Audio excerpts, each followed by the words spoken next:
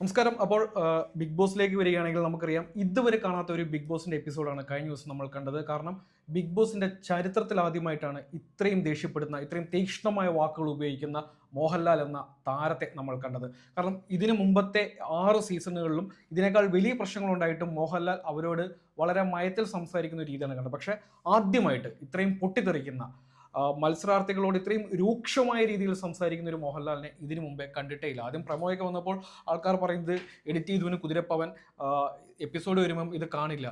പക്ഷെ ഞെട്ടിച്ചു കളഞ്ഞു മോഹൻലാൽ. ശരിയല്ലേ? തീർച്ചയായിട്ടും. കാരണം എന്താ വെച്ചാൽ ഔട്ട് ഓഫ് കൺട്രോൾ ആയി പോയിക്കൊണ്ടിരിക്കുകയാണ് കണ്ടസ്റ്റൻസ്. പല വാർണിംഗ്സ് കൊടുത്തു. നമുക്ക് തന്നെ തോന്നും ലാലേട്ടൻ എന്ന് പറയുന്ന ഒരു മഹാനടൻ, ഒരു മഹാ വ്യക്തിത്വത്തിനെ ഇൻസൾട്ട് ചെയ്യുന്നത് പോലെയാണ് പലതവണ ഇവർ തെറ്റുകൾ ആവർത്തിച്ചുകൊണ്ടിരിക്കുന്നത്. അതും ഒരേ തെറ്റുകൾ. അത് തന്നെയാണ് ലാലേട്ടന് സംഭവിച്ചതെന്ന് തോന്നുന്നു. ലാലേട്ടന്റെ കയ്യിൽ നിന്ന് പോയ ഒരു അവസ്ഥയാണ് നമ്മൾ കഴിഞ്ഞ 2 ദിവസങ്ങളിലും കണ്ടത്. കയ്യിൽ നിന്ന് പോയി നമുക്ക് പറയാൻ പറ്റത്തില്ല. കാരണം ചില വാക്കുകൾ ആവശ്യമായിരുന്നു. അതിൽ എടുത്തു പറയേണ്ടത് അനുമോളെ ഫയർ ചെയ്ത കാര്യമാണ്. പക്ഷെ എന്നിട്ടും അനുമോൾ ആ താൻ ചെയ്ത കാര്യത്തിൽ ഉറച്ചു നിൽക്കുകയാണ് ചെയ്തത്. ഞാൻ കണ്ടു എന്ന് തന്നെയാണ് അനുമോൾ ഇപ്പോഴും പറയുന്നത്. അവിടുത്തെ എല്ലാ ആൾക്കാരും മോഹൻലാൽ അടക്കം പറഞ്ഞിട്ടും തൻ്റെ നിലപാടിൽ നിന്ന് മാറാതെയാണ് അനുമോൾ ഇപ്പോഴും നിൽക്കുന്നത്. ജോലിന് എന്താ തോന്നുന്നു അനുമോളിന്റെ ഈ ഒരു നിലപാടിനെ കുറിച്ച്? നമ്മൾ നിലപാടുകളിൽ ഉറച്ചു നിൽക്കുന്നത് വളരെ നല്ല കാര്യം തന്നെയാണ്. പക്ഷേ ആ നിലപാട് എവിടെയെങ്കിലും നമ്മൾക്ക് പാളിപ്പോയി എന്ന് മനസ്സിലാക്കിയാൽ അത് തിരുത്തി പറയുന്നത് ഒരു മോശം കാര്യമല്ല. നമ്മളെ തന്നെ ഡീഗ്രേഡ് ചെയ്യുന്നതായിട്ട് അത് ഫീൽ ചെയ്യേണ്ട ആവശ്യമില്ല. ഇവിടെ അനുമോൾ ചെയ്തത് ആക്ച്വലി ഒരു തെറ്റാണ്. ഒരു സ്ത്രീയും പുരുഷനും അഡൽട്സ് ആണ് അവര് അവരുടെ സ്വകാര്യ നിമിഷങ്ങൾ അതെന്തോ ആവട്ടെ, അവർ റിയൽ ആയിട്ട് കിസ് ചെയ്തതാവട്ടെ, ഇനി കിസ് ചെയ്തില്ലെങ്കിൽ തന്നെ അവര് പങ്കിട്ട ഒരു നിമിഷം ഇവിടെ വന്ന് ഡെമോൺസ്ട്രേറ്റ് ചെയ്ത് കാണിക്കുക എന്ന് പറയുന്ന ഒരു ചീപ്പ് പരിപാടിയാണ്. അതെ, ചീപ്പ് ഡ്രാമയാണ് അനുമോൾ അവിടെ കാണിച്ചത്. അത് തെറ്റാണ് എന്ന് മനസ്സിലാക്കിയെങ്കിൽ, അല്ലെങ്കിൽ അത് തെറ്റാണെന്ന് ഒരാൾ ചൂണ്ടിക്കാണിച്ചു കഴിഞ്ഞാൽ അത് തിരുത്തി പറയുന്നത് ഒരു പ്രശ്നമായിട്ട് തോന്നുന്നുണ്ടോ? എനിക്ക് തോന്നുന്നു ലാലേട്ടനാണെങ്കിലും ഇത്രയും വലിയ ഒരു നിലപാടെടുക്കാൻ കാരണം സമൂഹത്തിൻ്റെ കണ്ണാടി എന്ന് പറഞ്ഞ രീതിയിലാണ് ബിഗ് ബോസ് പലപ്പോഴും സമൂഹത്തിലേക്ക് ഇറങ്ങി ചെല്ലുന്നത്. പ്രത്യേകിച്ച് അത്രയും വലിയ, ഇതിൽ ലാലേട്ടൻ തന്നെ എടുത്തു പറയുന്നുണ്ട്, 3 തലമുറയിൽപ്പെട്ട ആൾക്കാർ കാണുന്നൊരു ഷോയാണ്. അപ്പോൾ അതിലേക്ക് ഇത്തരം സദാചാരത്തെ കൊണ്ടുവരുമ്പോൾ ആ ഷോയുടെ ഒരു ക്രെഡിബിലിറ്റിയാണ് അവിടെ ചോദ്യം ചെയ്യപ്പെടുന്നത്. അങ്ങനെ തോന്നിയിട്ടുണ്ടോ? തീർച്ചയായിട്ടും. ഈ സദാചാരവും മോറൽ പോളിസിങ്ങും ഒക്കെ ഓൾറെഡി നമ്മുടെ സമൂഹം ഒരുപാട് നേരിട്ടതാണ്. അതിൽ നിന്ന് മാറി പ്രോഗ്രസീവ് ആയിട്ട് മുന്നേറിക്കൊണ്ടിരിക്കുന്ന സമൂഹത്തിനെ പിന്നോട്ട് പിന്തുണപ്പിക്കുന്ന, അല്ലെങ്കിൽ പിന്നോട്ട് വലിക്കുന്ന രീതിയിലാണ് ചില കണ്ടസ്റ്റൻസിന്റെ പരാമർശങ്ങളും പെരുമാറ്റവും. അത് പ്രത്യേകിച്ച് അനുമോൾ പോലെയുള്ള സീരിയൽ ഓഡിയൻസിനെ തൃപ്തിപ്പെടുത്താൻ വേണ്ടി, ഞാൻ സീരിയൽ ഓഡിയൻസിനെ മോശമായിട്ട് പറയുന്നതല്ല, സീരിയൽസ് കൂടുതലായിട്ടും റിഗ്രസീവ് ആയിട്ടുള്ള ചിന്താഗതികൾ തന്നെയാണ് സ്പ്രെഡ് ചെയ്യുന്നത്. അതുകൊണ്ടാണ് അങ്ങനെ പറയുന്നത്. സീരിയൽ ഓഡിയൻസിനെ തൃപ്തിപ്പെടുത്താൻ വേണ്ടി അനുമോൾ ചെയ്യുന്ന ഈ ഡ്രാമയൊക്കെ വളരെയധികം റിഗ്രസീവ് ആയിട്ടുള്ള രീതിയിലേക്കാണ് പുറത്തേക്ക് വരുന്നത്. പിന്നെ എടുത്തു പറയേണ്ട ഒരു കാര്യം കഴിഞ്ഞ ആഴ്ചത്തെ എവിക്ഷൻ ആയിരുന്നു. അതിൽ തന്നെ പ്രതീക്ഷിക്കപ്പെടാത്ത ആൾക്കാർ പുറത്തുപോയി എന്നുള്ളതാണ് ഈ കഴിഞ്ഞ എപ്പിസോഡിലെ ഏറ്റവും വലിയ ഹൈലൈറ്റ് എന്ന് പറയുന്നത്. അതിലൊന്ന് അപ്പാനി ശരത്താണ്, 2 ശൈത്യയാണ്, രേണുസുതി പിന്നെ വാക്കൗട്ടാണ്, പറ്റുന്നില്ല എന്ന് പറഞ്ഞ് കുറച്ച് കാലങ്ങളായി അവർ പറയുന്നുണ്ട്. പക്ഷേ ഈ രേണുസുതിയുടെ കാര്യം വരുമ്പോൾ എടുത്തു പറയേണ്ട ഒരു കാര്യം എന്ന് പറയുന്നത്, ബിഗ് ബോസിലേക്ക് വരുമ്പോൾ ഒരുപാട് നെഗറ്റീവ് ഇമേജ് ഉള്ള, അതേസമയം ഏറ്റവും കൂടുതൽ സപ്പോർട്ടുമുള്ള ഒരു താരമായിരുന്നു രേണുസുതി എന്ന് പറയും. താരം തന്നെ പറയും, എസ്പെഷ്യലി സോഷ്യൽ മീഡിയയിൽ. ആ രേണുസുതി ബിഗ് ബോസിൽ നിന്ന് പുറത്തു പോകുമ്പോൾ അവരുടെ നെഗറ്റീവ് ഇമേജ് മാറി എന്നുള്ളതാണ് ഏറ്റവും വലിയൊരു കാര്യം. അവരാരെയും കുറ്റം പറയാനോ അല്ലെങ്കിൽ ആരെയും ചൊടിപ്പിക്കാനോ ഒന്നും നിന്നിട്ടില്ല. അവരവരുടെ കാര്യം നോക്കി നിന്നു. പിന്നെ ഒരു ഗെയിം എന്നുള്ള നിലയിൽ അട്ടർ ഫ്ലോപ്പ് തന്നെയായിരുന്നു. കാരണം പുള്ളിക്കാരി ഒന്നിനും ഇനീഷ്യേറ്റീവ് എടുത്തിട്ടില്ല. ഹെൽത്ത് ഇഷ്യൂസ് പറഞ്ഞ് അവിടെ ഒരു സൈഡിൽ ഒതുങ്ങി കൂടുന്നതാണ് നമ്മൾ കണ്ടത്. ആക്റ്റീവ് അല്ലായിരുന്നു എന്നുള്ളതാണ്. പക്ഷേ മസ്താനി വന്നപ്പോൾ വീണ്ടും ചെറുതായിട്ട് ആക്റ്റീവ് ആകാൻ തുടങ്ങി. ആദ്യം ഈ പറയുന്ന പോലെ വിധവാ കാർഡ് ഇറക്കണ്ടായെന്ന് അക്ബർ പറഞ്ഞത് പിന്നെ ഓർമ്മ. പിന്നെ അക്ബറിൻ്റെ ഒരു മോശമായ പരാമർശം, അതിൽ നിന്ന് അക്ബർ മാറിയതാണ് ഏറ്റവും വലിയ രസകരമായത്. പക്ഷെ എന്തൊക്കെ പറഞ്ഞാലും ഇപ്പോഴും പല രീതിയിലും ഒരു ഗെയിം കൊടുത്താൽ അവർക്ക് ഇപ്പോഴും ഇതൊരു മൈൻഡ് ഗെയിം ആണെന്ന് ഇന്നും അവർക്ക് മനസ്സിലായില്ല എന്നാണ് പലപ്പോഴും തോന്നുന്നത്. കാരണം ഇതുവരെ ഒരു ബിഗ് ബോസിന്റെ ഫ്ലോയിലേക്ക് വന്നിട്ടില്ല. നമുക്ക് ടോപ്പിക് ടാസ്കിലേക്ക് തന്നെ വരികയാണെങ്കിൽ ഫിസിക്കൽ അറ്റാക്ക് പാടില്ല എന്ന് ബിഗ് ബോസ് തന്നെ പറഞ്ഞിട്ടുണ്ടായിരുന്നു. പക്ഷെ നോക്കൂ, ഇതിനു മുമ്പത്തെ സീസണുകളിൽ ഇതിനേക്കാൾ ഇതുപോലത്തെ ഉള്ള ടാസ്കുകൾ എത്ര മനോഹരമായിട്ടാണ് അവർ ചെയ്തിരുന്നത്. അതേസമയം സീസൺ 6 മുതലാണ് തോന്നുന്നത് എന്തു പറഞ്ഞാലും മടി, വഴക്കുണ്ടാക്കിയാൽ അല്ലെങ്കിൽ ഒച്ചയിട്ടാൽ, മോശം വാക്കുകൾ ഉപയോഗിച്ചാൽ ശ്രദ്ധ കിട്ടൂ എന്നുള്ളൊരു പോളിസി അവരിൽ വന്നു പോയെന്നാണ് എനിക്ക് തോന്നുന്നത് ഇപ്പോൾ ഈ 2 സീസൺ കാണുമ്പോഴും. കാരണം എത്ര മനോഹരമായി നടത്താവുന്ന ഗെയിംസ് ആണ് അവർ കൊണ്ട് കുളവാക്കിയിരിക്കുന്നത്. എല്ലാവർക്കും റിവഞ്ച് ആണ് ഇപ്പോൾ കാണുന്നത്. എക്സാക്ട്ലി. പേഴ്സണൽ ഗ്രഡ്ജ് വെച്ച് ആ പെർട്ടിക്കുലർ പേഴ്സണെ പോയി ആക്രമിക്കുക, അവരുടെ ഗ്രൂപ്പിനെതിരെ കളിക്കുക, ഇതാണ് ചെയ്തുകൊണ്ടിരിക്കുന്നത്. മാത്രമല്ല ഒരുപാട് തവണ ബിഗ് ബോസിനും അതുപോലെ തന്നെ ലാലേട്ടനും ഇവർക്ക് പറഞ്ഞു കൊടുക്കേണ്ട ഒരു അവസ്ഥ ഉണ്ടായിട്ടുണ്ട്. ഇത് മൈൻഡ് ഗെയിം ആണ്, ഫിസിക്കൽ ഗെയിം അല്ല, ദയവേത് നിങ്ങൾ എന്തെങ്കിലും ടാക്ടിക്സ് ആലോചിച്ച് പ്ലാൻ ചെയ്ത് ചെയ്യുമെന്ന്. എസ്പെഷ്യലി ഈ പറഞ്ഞ തൊപ്പി ടാസ്കിൽ എനിക്ക് തോന്നുന്നതിൽ നൂറ, അഭിലാഷ്, ബിന്നി അടങ്ങുന്ന ടീം മാത്രമാണ് കുറച്ച് ബുദ്ധി ഉപയോഗിച്ച് നൂറ ഒളിച്ചിരുന്ന് ഗെയിം കളിച്ചത്. നെവിനും രസകരമായിട്ട് ചെയ്തു. അതെ അതെ, തീർച്ചയായും. ബാക്കി അനീഷിനെയും രേണുവിനെയും ഒക്കെ അറ്റാക്ക് ചെയ്തത് ഭയങ്കര ബുദ്ധിമുട്ടാണ് നമ്മൾ പ്രേക്ഷകർക്ക് കണ്ടുകൊണ്ടിരിക്കാൻ തന്നെ. അനീഷ് എനിക്ക് തോന്നുന്നു തീരെ വയ്യാണ്ടായി.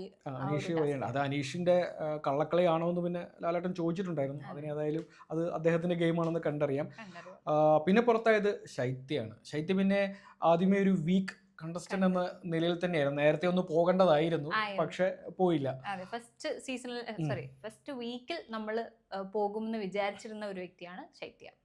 ശൈത്യ പക്ഷേ പറയുന്നുണ്ട്, ഞാൻ കഴിഞ്ഞ ആഴ്ച ഞാൻ കുറച്ച് വീക്കായി പോയി എന്നുള്ളത്. കഴിഞ്ഞ ആഴ്ച മാത്രമല്ല, എന്തായാലും ശൈത്യ അറിയാതെ തന്നെ ഒരു പേര് കിട്ടി, കട്ടപ്പ. ഇപ്പൊ ശൈത്യ അറിഞ്ഞു കാണും. പക്ഷെ അത് കാണുന്നവർക്ക് ഇത് മനസ്സിലായി എത്രത്തോളം ശൈത്യ എന്ന് പറയുന്ന വ്യക്തി കട്ടപ്പയായിട്ട് മാറി എന്നുള്ള കാര്യം. പിന്നെ ഉള്ളത് അപ്പാനി ശരത്താണ്.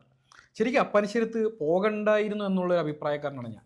അതെന്തുകൊണ്ടാണ് അങ്ങനെ ഫീൽ ചെയ്യുന്നത്, പോകണ്ടായിരുന്നു എന്ന്? എന്താണ് അപ്പാനി ശരത്തിന് അപ്പാനിയെക്കാട്ടി എത്രയോ മോശമായ മത്സരാർത്ഥികൾ അവിടെ ഉണ്ട്. ഇപ്പോൾ സ്ക്രീൻ സ്പേസ് നോക്കുവാണെങ്കിൽ ഒനിൽ ആയിക്കോട്ടെ, റെനെ ആയിക്കോട്ടെ, ബിന്നി ആയിക്കോട്ടെ, അപ്പാനി പലപ്പോഴും സ്ക്രീൻ സ്പേസിന്റെ കാര്യത്തിൽ മുന്നിട്ടായിരുന്നു. ഈ പറയുന്ന പോലെ ഇറിറ്റേറ്റ് ചെയ്യുന്നുണ്ടാകാം, പക്ഷെ അതൊരു ഗെയിം പ്ലാനാണ്, അതൊരു ഗെയിമാണല്ലോ. ഇപ്പം അനുമോളുടെ പുറകെ നടന്ന്, പാവയുടെ പുറകെ നടന്നു, പല കാര്യങ്ങളും. പക്ഷെ അത് ആൾക്കാർ എൻജോയ് ചെയ്തിട്ടും ഉണ്ടാകും. പക്ഷെ അപ്പാനിയെ പുറത്താക്കിയത് ശരിയായ ഒരു നടപടി ആയില്ല എന്ന് തന്നെയാണ് എൻ്റെ ഒരു വ്യക്തിപരമായ അഭിപ്രായം. ഇപ്പോൾ സ്ക്രീൻ സ്പേസിന്റെ കാര്യം നോക്കുവാണെങ്കിൽ ഡെഫിനറ്റ്ലി അപ്പാനിക്ക് കുറച്ച് ഒരു കൂടുതൽ സമയം അവിടെ കിട്ടിയിരുന്നെങ്കിൽ കൂടി ആളുടെ ഗെയിം എന്താണെന്നോ, ആൾക്ക് വ്യക്തമായൊരു പ്ലാനിങ് ഉണ്ടായിരുന്നോ, ആളുടെ മൈൻഡിൽ എന്താണെന്നോ എന്ന് നമുക്ക് ചില സമയത്ത് കൺഫ്യൂഷൻ തോന്നുന്ന പോലെയാണ് അപ്പാനി പല സമയത്ത് ബിഹേവ് ചെയ്തുകൊണ്ടിരുന്നത്.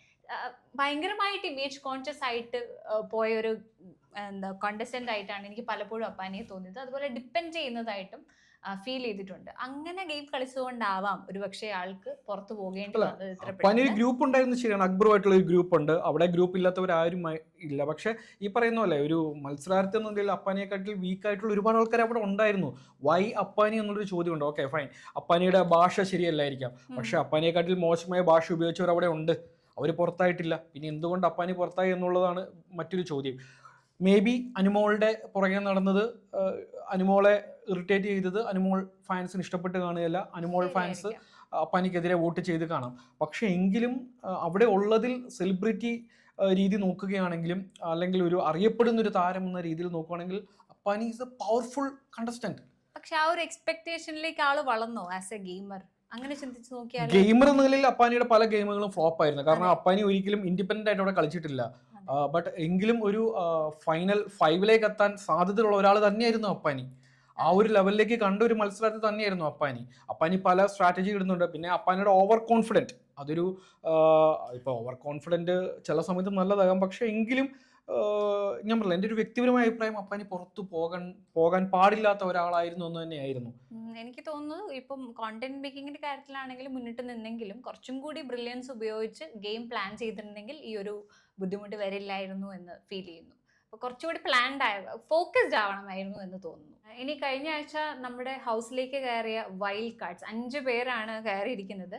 ഞാൻ ഒരുപാട് പ്രതീക്ഷിച്ചിരുന്നു. പേഴ്സണലി ഞാൻ ഒത്തിരി എക്സ്പെക്ടേഷനോടെ കണ്ട കുറച്ച് ആൾക്കാരാണ്. പക്ഷെ എനിക്ക് ഫസ്റ്റ് ഡേ തന്നെ എനിക്ക് മനസ്സിലായി ഭയങ്കര ഫ്ലോപ്പ് ആയിട്ടുള്ള സെലക്ഷൻ ആയി പോയി വൈൽഡ് കാർഡ്സ്. കാരണം വളരെ തരംതാണ രീതിയിൽ ഓൾറെഡി അവർ കണ്ട ഇത് വെച്ചിട്ടുള്ള പേഴ്സണൽ ആയിട്ടുള്ള രീതിയിൽ ആൾക്കാരെ ടാർഗറ്റ് ചെയ്ത് അതൊരു ഗെയിം ആക്കി മാറ്റി. ഇപ്പൊ അവരുടെ കയ്യിലെ സ്റ്റോക്ക് തീർന്നു, ഇനി എന്ത് ചെയ്യണം എന്ന ഒരു ഐഡിയ ഇല്ലാതെ തിരിഞ്ഞു നടക്കുന്ന വൈൽഡ് കാർഡ്സിനാണ് ഇപ്പൊ. അവിടെയാണ് പോയിന്റ്. കാരണം ഓൾറെഡി ഇവർ എപ്പിസോഡ് കണ്ടതാണ്. അവിടെയുള്ള ആൾക്കാർ എന്താണെന്ന് അവർക്ക് വ്യക്തമായിട്ട് അറിയാം. ഓരോരുത്തരെയും കുറിച്ച് അവർക്ക് പഠിക്കാനുള്ള അവസരം ഉണ്ടായിരുന്നു. അപ്പോൾ ഇത്രയും വലിയൊരു ഓപ്പർച്യൂണിറ്റി ബിഗ് ബോസ് നൽകിയിട്ട് ഇവർ ഈ ഷോയിലേക്ക് വരുമ്പോൾ അവരിൽ നിന്നും പ്രതീക്ഷിച്ച ഒരുപാട് കാര്യങ്ങളുണ്ട്. ഇപ്പം മസ്താനി ആസ് എ പ്ലെയർ അത്ര ഫ്ലോപ്പാന്നേ പറയാൻ പറ്റത്തുള്ളൂ. കാരണം അവിടെ ഒരുപാട് പ്രതീക്ഷ നൽകിയ ഒരു മത്സരാർത്ഥിയായിരുന്നു മസ്താനി എന്ന് പറയുന്നത്. പക്ഷേ മസ്താനിയുടെ ഭാഷയായിക്കോട്ടെ, കഴിഞ്ഞ ദിവസത്തെ എപ്പിസോഡിൽ ലാലേട്ടൻ പറഞ്ഞ പോലെ തന്നെ മസ്താനി നമ്മൾ പ്രതീക്ഷിച്ച ഒരു ലെവലിലേക്ക് മാറില്ല. അതേസമയം കുറച്ച് പ്രതീക്ഷ നൽകുന്ന ആളുമുണ്ട്. ഇപ്പം ലക്ഷ്മിയുടെ കാര്യം എടുക്കുകയാണെങ്കിൽ പറയുന്ന വാക്കുകളിലെ ക്ലാരിറ്റി, അതാണ് ലക്ഷ്മിയുടെ ഒരു പോസിറ്റീവായിട്ട് ഞാൻ കാണുന്നത്. എന്ത് കാര്യം പറഞ്ഞാലും ഞാൻ ചെയ്തത് ശരിയാണ് എന്ന് ഉറച്ചവർ നിൽക്കുന്നുണ്ട്. അനുമോളുടെ വേറൊരു പ്രശ്നമാണെങ്കിലും ബട്ട് ക്ലാരിറ്റി ഉണ്ട്, പറയുന്നതിൽ വ്യക്തമായ ക്ലാരിറ്റിയാണ്. നോക്കൂ, അവരുടെ സംസാരം എന്ത് രസകരമായിട്ടാണ്, അവർ പറയുന്നതിലെ ക്ലാരിറ്റി വളരെ വ്യക്തമാണ് എല്ലാ കാര്യങ്ങളിലും. അതേപോലെ മസ്താനിയെ കുറ്റം പറഞ്ഞ ഒരു കാര്യം, നമ്മളെ പാത്രം കഴുകില്ല എന്ന് പറഞ്ഞ കാര്യത്തിൽ മസ്താനിയെ സപ്പോർട്ട് ചെയ്തുകൊണ്ട് ലാലേട്ടനെതിരായി സംസാരിച്ച ഒരു ലക്ഷ്മിയെ ഒരുപക്ഷെ എല്ലാവരും ശ്രദ്ധിച്ച് കാണില്ല. അവസാനം സ്ട്രോങ് ആണെന്ന്, കാരണം അവർ തെറ്റ് സമ്മതിക്കുന്നില്ല. അത് ഈ പറയുന്ന പോലെ ഒനിയിൽ പറഞ്ഞ് ശരിയാണ്, പലപ്പോഴും അവർ തെറ്റ് പറഞ്ഞാൽ അവർ സോറി പറയാൻ അവർക്ക് ഭയങ്കര മടിയാണ്. അങ്ങനത്തെ ഒരു മത്സരാർത്ഥിയായിട്ട് അവരവരുടെ നിലപാട് അവിടെ അറിയിക്കുകയാണ്. അതിലെനിക്ക് ലക്ഷ്മിയുണ്ട്. പിന്നെ സാബുമോനെ കുറിച്ച് എനിക്കൊരു അതായത് അനീഷ് പറഞ്ഞൊരു സ്റ്റേറ്റ്മെന്റ് ഉണ്ട്, 15 മിനിറ്റ് ബിഗ് ബോസ് സാബുമോന് മാത്രമായി കൊടുത്തു, സോറി സാബുമാന് മാത്രമായി കൊടുത്തു. പക്ഷെ ആ സമയത്ത് അതൊട്ടും ഫ്രൂട്ട്ഫുൾ ആയിട്ട് യൂട്ടിലൈസ് ചെയ്യാതെ വെറുതെ എന്തൊക്കെയോ കാണിച്ചു കൂട്ടി എന്ന് തന്നെയാണ് ഞാനും വിചാരിക്കുന്നത്. ഏറ്റവും കൂടുതൽ പല്ല് കാണിച്ച് ചിരിക്കാനുള്ള ഒരു അവാർഡ് കിട്ടുകയാണെങ്കിൽ അത് സാബുമാനായിരിക്കും. കാരണം ലാലേട്ടൻ ചോദിക്കുമ്പോൾ തന്നെ വയൽക്കാരനെ കുറിച്ച് എന്താ അഭിപ്രായം എന്ന് ചോദിക്കുമ്പോൾ തന്നെ എനിക്ക് തോന്നുന്നു പ്രത്യേകിച്ച് ഒന്നുമില്ല ലാലേട്ട, ചിരിച്ചോണ്ടിരിക്കുന്നു. ഞാൻ എല്ലാവരും പഠിച്ചോണ്ടിരിക്കുന്നു. അപ്പൊ തന്നെ ലാലേട്ടൻ പറഞ്ഞു, മോനെ ഇത് പഠിച്ചോണ്ടിരിക്കാൻ സമയമില്ല, സമയം പെട്ടെന്ന് പോകുന്നു. അതാണ് ആ വീട്ടിൽ കയറി കഴിഞ്ഞ് ആ ഒരു പോയിന്റിൽ തന്നെ നമ്മൾ സ്റ്റാർട്ട് ചെയ്യണം. ഗെയിമും ഒബ്സർവേഷനും പ്ലാനിങ്ങും എല്ലാം സ്ട്രാറ്റജി മാറ്റേണ്ട അടുത്ത് മാറ്റിക്കൊണ്ടിരിക്കണം. അതൊന്നും സാബുമാനെ സംബന്ധിച്ച് അത് പറ്റുന്ന ഒരു പരിപാടിയാണെന്ന് തോന്നുന്നില്ല ഇതുവരെ. ജിഷിനാണെങ്കിൽ ജിഷിൻ എന്തൊക്കെയോ വഴക്കുണ്ടാക്കിയാൽ പ്രശ്നം എന്നുള്ള രീതിയിൽ ആദ്യം കുറേ ഫയർ ഇടുന്നു.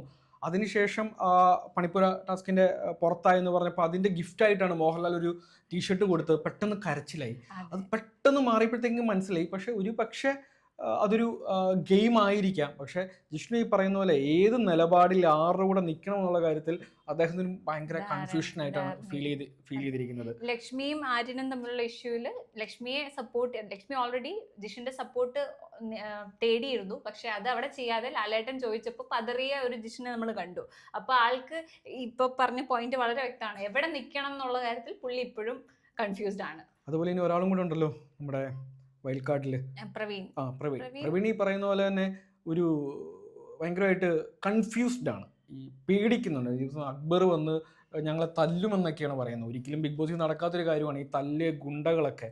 അപ്പോൾ പുറത്തുനിന്ന് എപ്പിസോഡ് കണ്ടുവന്ന ഒരാൾ എന്തുകൊണ്ട് ഇത്തരം സ്റ്റേറ്റ്മെന്റ് പറയുന്നുള്ളതാണ് എന്നെ അത്ഭുതപ്പെടുത്തിയൊരു കാര്യം. ശ്രദ്ധിച്ചായിരുന്നത് പ്രവീണിന്റെ ചില പോയിന്റ്സ്, ഡിസ്കഷനും പോയിന്റ്സും അദ്ദേഹം എടുത്തു വെക്കുന്ന ആർഗ്യുമെന്റ്സും ഒക്കെ കേൾക്കാൻ രസമുണ്ട്. പക്ഷെ ഈ പറഞ്ഞ ഒരു കാര്യം തന്നെയാണ്, ഇത് എത്തിക്കുന്ന സമയത്ത് ആൾക്ക് എവിടെയൊക്കെയോ മിസ്സായി പോകുന്നുണ്ട്. അത് വ്യക്തമായി നമുക്ക് കൺവേ ആവുന്നില്ല എന്നുള്ളതാണ് പ്രവീണിന്റെ ഒരു പ്രശ്നം. മാത്രമല്ല പ്രവീണ് ഈ പറഞ്ഞ പോലെ ഉള്ള ചില ആരോപണങ്ങൾ ഉന്നയിക്കുന്ന സമയത്ത് അതിലും ഒരു ക്ലാരിറ്റി ഇല്ല. അപ്പോൾ എന്തൊക്കെ പറഞ്ഞാലും സംഭവ ബഹുലം തന്നെയായിരുന്നു ബിഗ് ബോസിലെ കഴിഞ്ഞ ആഴ്ച എന്ന് പറയുന്നത്. കഴിഞ്ഞ ആഴ്ചയേക്കാൾ ഉപരി ചരിത്രത്തിൽ ആദ്യമായിട്ട് നമ്മൾ ആദ്യം പറഞ്ഞ പോലെ തന്നെ ഇതുവരെ കാണാത്തൊരു ലാലേട്ടനെ നമുക്ക് കാണുവാൻ സാധിച്ചു. മാത്രമല്ല അത് ബിഗ് ബോസിൽ വലിയ രീതിയിൽ മാറ്റങ്ങൾ വരുത്തുമ്പോൾ പ്രേക്ഷക പക്ഷത്ത് നോക്കുകയാണെങ്കിൽ തന്നെ പലപ്പോഴും നമ്മൾ ആഗ്രഹിച്ച പല കാര്യങ്ങളും ഒരു ഹോസ്റ്റ് എന്ന നിലയിൽ ലാലേട്ടൻ്റെ ഭാഗത്തൊന്നും വന്നിട്ടില്ലായിരുന്നു. പക്ഷെ ആദ്യമായി മോഹൻലാൽ എന്ന് പറയുന്ന ഒരു താരം ഇത്രയും ദേഷ്യപ്പെട്ട് ഇത്രയും മോശം വാക്കുകൾ അതിരൂക്ഷമായി വിമർശിക്കുന്ന ഒരു എപ്പിസോഡിലേക്കാണ് ബിഗ് ബോസ് മാറിയിരിക്കുന്നത്. അപ്പോൾ ഇനി ആദ്യം പറഞ്ഞ പോലെ തന്നെ ഏഴിൻ്റെ പണി അതുപോലെ തന്നെ ആദ്യം നമ്മളെ ജസ്റ്റ് പ്രമോ എന്നാണ് നമ്മളെല്ലാവരും വിചാരിച്ചിരിക്കുന്നത്. പക്ഷെ അതല്ല, ബിഗ് ബോസും രണ്ടും കൽപ്പിച്ചിട്ടാണ്. അതിനൊപ്പം ലാലേട്ടനും ഉണ്ടെന്നുള്ള കാര്യം വ്യക്തമായി. വളരെ വൈകാരികമായ രീതിയിൽ തന്നെ പല കാര്യങ്ങളെയും ലാലേട്ടനും എടുക്കുന്നുണ്ട്. അപ്പോൾ ഈ ആഴ്ച ആര് പുറത്തു പോകും എന്നുള്ളതാണ് അടുത്ത ചോദ്യം. മികച്ച മത്സരാർത്ഥികൾ ഈ ആഴ്ചയും പോകും എന്ന് തന്നെയാണ് പ്രതീക്ഷിക്കപ്പെടുന്നത്. ആ രീതിയിലാണല്ലോ ഈ ഗെയിം എന്ന് പറയുന്നത്. അപ്പോൾ ആരൊക്കെ പുറത്താകുമെന്ന് കാത്തിരുന്ന് തന്നെ കാണാം. അപ്പോൾ നിങ്ങളുടെ ഇഷ്ടപ്പെട്ട മത്സരാർത്ഥികൾ ആരൊക്കെയാണ്? ഈ ആഴ്ച ആര് പുറത്തു പോകുമെന്നാണ് നിങ്ങൾ പ്രതീക്ഷിക്കുന്നത്? നിങ്ങളുടെ അഭിപ്രായങ്ങൾ കമൻറ്റ് ബോക്സിൽ രേഖപ്പെടുത്തുക. വീണ്ടും കാണാം.